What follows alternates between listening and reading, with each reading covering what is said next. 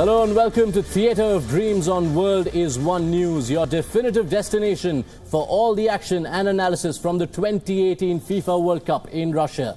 My name is Yash Jha and I'm joined by a relieved Ashley Westwood, two-time I-League winning coach and expert for the World Cup after he watched his nation, England, become only the second of the obvious top contenders to get their campaign off to a winning start. Ashley will help us set up day 6 of football's biggest spectacle, which sees the last of the groups, Group H, take off in Russia. But we start with the result from last night, an unexpectedly dramatic one at that. England have Captain Harry Kane to thank as the star striker's stoppage time goal saw them overcome a spirited Tunisia in their Group G opener at Volgograd.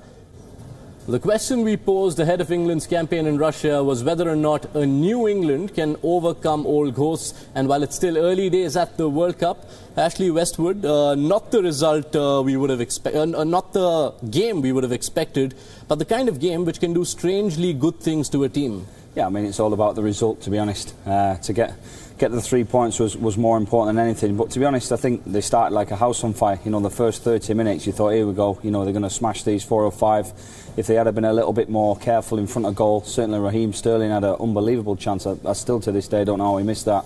Just couldn't sort his feet out. Lingard also had a very good chance. I think if they stick one of them chances away, we would have seen it a lot more comfortable. The penalty decision obviously just rocked him a little bit.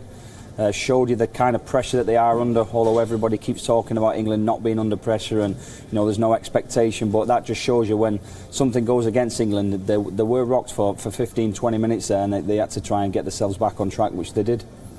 For once, this was a World Cup which began with England not the centre of the headlines. Gareth Southgate had done a pretty admirable job in keeping the pressure off his young Three Lions, but one man who was constantly in the headlines was obviously the new captain, Harry Kane.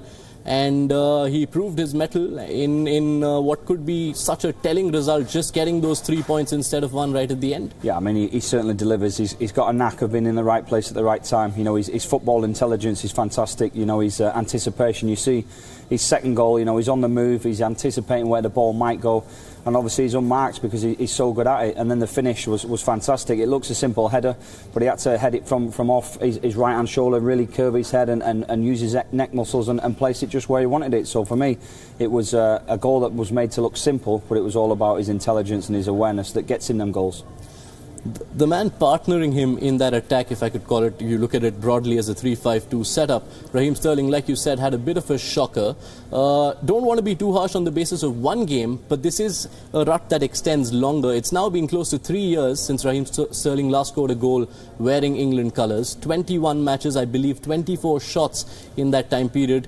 It's a wastefulness that gets covered at Manchester City, where you of course have a lot of other people who can bang in the goals. But in this setup, is that something that could prove more costly to England ahead in the tournament? Well, they'll certainly be monitoring it. You know, he did score quite a few goals at Man City last season, but he did obviously miss some chances as well. He gets in there though. If you see the chance he missed, he probably started 5 or 6 yards behind Harry Kane there. He was deep, but he made a fantastic run into the box and used his pace to get himself unmarked. So it's 6 and 2 threes really. You know, he gets in those positions because he's so fast, but then he misses them. So do you change him or don't you? You know, somebody else might not have got in that position. But for me, Rashford is a natural finisher. You know, I've seen him play live, I've seen him warm up live, and the finishing drills that he does just in his warm-ups for Manchester United are spectacular. He's an out-and-out finisher. So I think Gareth Southgate will be looking at that and possibly may change Rashford for Sterling next game. And those were 2 substitutions that Gareth Southgate did make in the second half, both of whom really impressed almost everyone watching. Rashford, as you spoke of, and Ruben Loftus-Cheek was quite impactful in the few minutes he got towards the end. Have they both made cases to perhaps get a starting spot in games ahead? Yeah, I think everyone, certainly with Loftus-Cheek, could see the improvement that he brought. You know, Lingard's in that team to break from midfield, to get in the box and use his pace in dribbling situations, but Loftus-Cheek can drift past players as well.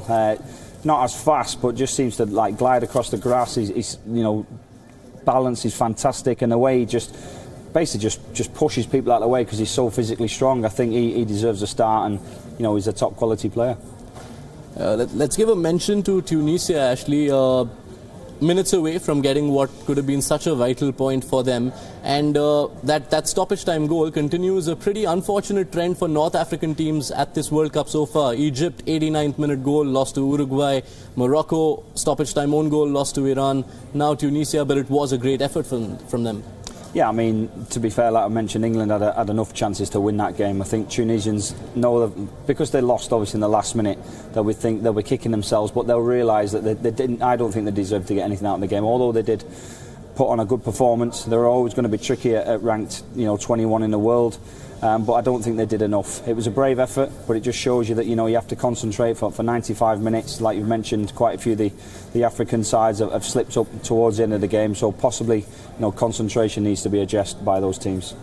So on the basis of the opening bouts from Group G, Ashley, safe progression for England and Belgium. They only face each other in the last game of the group stage. So do you expect them both to shore up their berths come game week 2? I think so. I mean, if we looked at Panama last night against Belgium, I thought they were the poorest side in the competition, barring maybe Saudi Arabia. I don't think England have got much to beat there, although they will make it difficult. They do put 10 men behind the ball. It's a 4-5-1, and England sometimes struggle against those kind of sides because we don't have that creativity like you see in your other European sides, your Spains and people like that. It's always been a problem in England, that the number 10 role, if you like.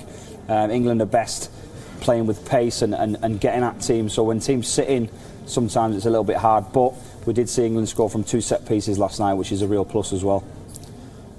Quite a few pluses then for Gareth Southgate to take into the next game into Panama.